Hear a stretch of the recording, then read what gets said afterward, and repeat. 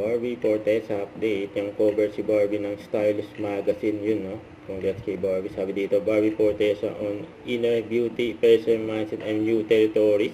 Ang ganda pa nga ni Barbie. Tatlo yan, tatlong version. Sabi dito, with no have for her sweet, kind breath of fresh air, female lead actors. But now Barbie Fortesa, one of this generation biggest female lead actress in the Philippines, is taking us the whole new territory with her upcoming TV character Noreen Alfonso in Beauty Empire on GMA Network and View, you know. Ang ganda ni Barbie, oh. Congrats kay Barbie sa kanyang team. Ang cover nga ni Stylist Magazine. Na may lapel. Ito pa, oh. Pinagit niya ako. Dahil doon. Na automatic. Automatic na nililipat. Napadaan lang pala si Barbie sa PBB. Oras na para magpaalam. Napaalam nga agad si Barbie. Hala! Madami yung ice cream ko! Hindi mo Yung matitikman! ganyan kumain si Barbie, oh. Nagkakamay. Walang kaarte-arte. Wala pa ka rin nakala! Dati ko parang kasalanan ka!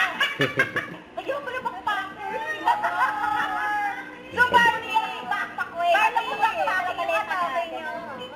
Kaya napadaan lang si Barbie sa PBB. Barbie, nakikain ka lang ng lunch. Parang talaga. Oh my God. Kumain lang daw ng lunch. Parang yung isang ihatid. Oh my God, totoo ba? Guys! Guys! Oh my God, ikaw pinakamabilis na bumisita sa ako ba? Eh kasi nga mabilis nang tumakbo. Teka yung akin. Ay, Barbie. Thank you. Thank you, Ate Barb. Nagulat din ako. Huwag kayong mag-alala. Nagulat tayong lahat. Pwede ko bang baunin yung pito? Sarap ng kain ni Barbie. Ito for Abinon Clinic ni Barbie. And long hours on set. But in between all of that, I always remind myself I deserve to feel good in my own skin.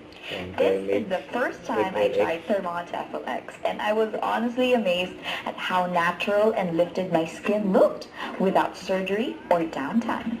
Thermont FLX uses radio frequency energy to heat the deeper layers of your skin that stimulates collagen production, which leads to tighter, smoother skin over time. It's non-invasive, safe, and with no downtime.